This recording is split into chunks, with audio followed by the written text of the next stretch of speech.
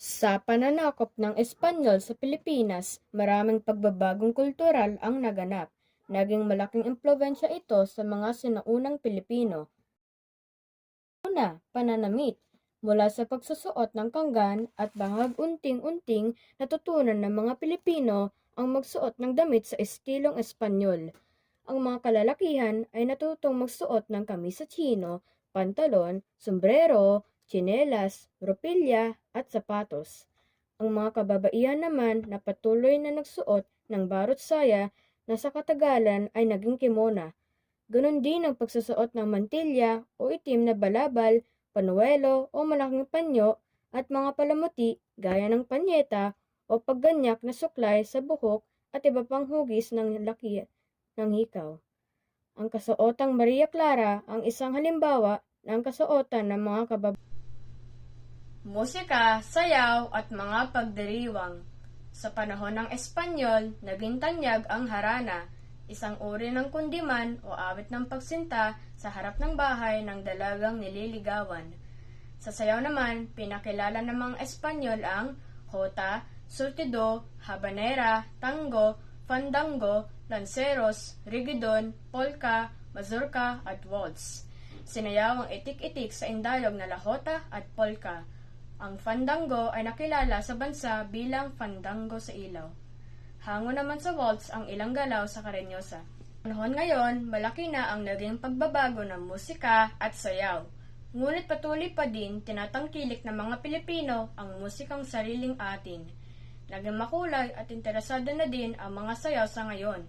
Ngunit sa mga paaralan, itinuturo pa din sa mga mag-aaral ang mga sinaunang sayaw katulad ng Karenyosa. Ang mga pamana ng Espanyol na pagdiriwang katulad ng pista, Pasko, mahal na araw, binyag at kasal ay bahagi pa din sa ating tradisyong Pilipino hanggang sa kasalukuyan. Baihan noon.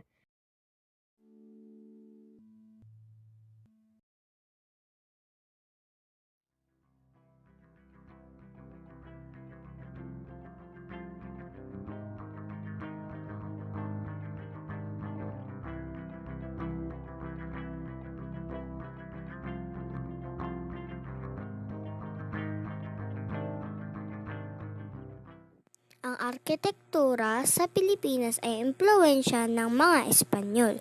Gumagamit ang mga prayle ng higit na matibay at matatag na mga materyales sa paggawa ng mga simbahan. Ang San Agustin Church at Manila Cathedral ang dalawa lamang sa maaaring simbahan Katoliko na tinayo ng mga Espanyol sa Pilipinas.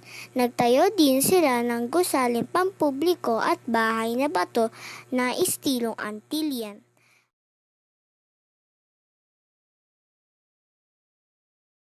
Alam nyo ba na ang bahay kubo at ang bahay na bato ay isa sa mga pangunahing arkitekturang panahanan sa Pilipinas?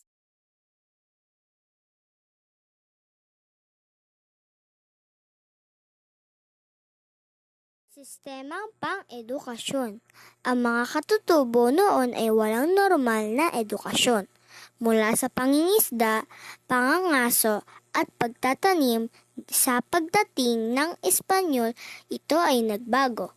Nagkaroon ang mga katutubo ng formal na edukasyon. Nagtayo ang mga Espanyol ng mga paaralan at kolehiyon na pinangangasiwa ng mga pari. May paaralan, pamparokya, itinuturo dito ang relihiyon, Spanish, pagsusulat, pagbabasa, artimetika, sining at kasanayang pangkabuhayan. Kolehiyon para sa mga kalakahian kung saan sila tinuruan ng wikang Spanish, Greek at Latin. Ang edukasyon noon at edukasyon ngayon.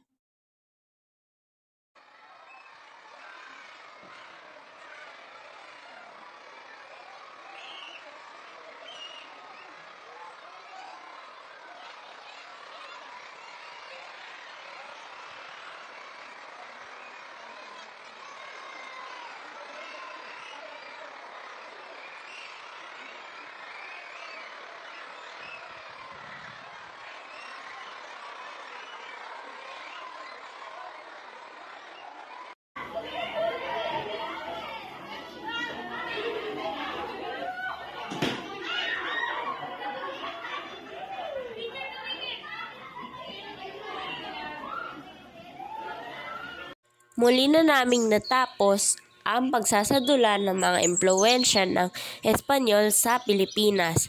Sa pangkalahatan, ang mga impluwensya ng mga Espanyol sa Pilipinas na aming isinadula mula sa pananamit, edukasyon, musika, sayaw at pagdiriwang hanggang sa arkitektura ay nagpakita ng malalim na ugnayan at pagbabago sa kultura at lipunan ng bansa na nagpapatuloy hanggang sa kasalukuyan.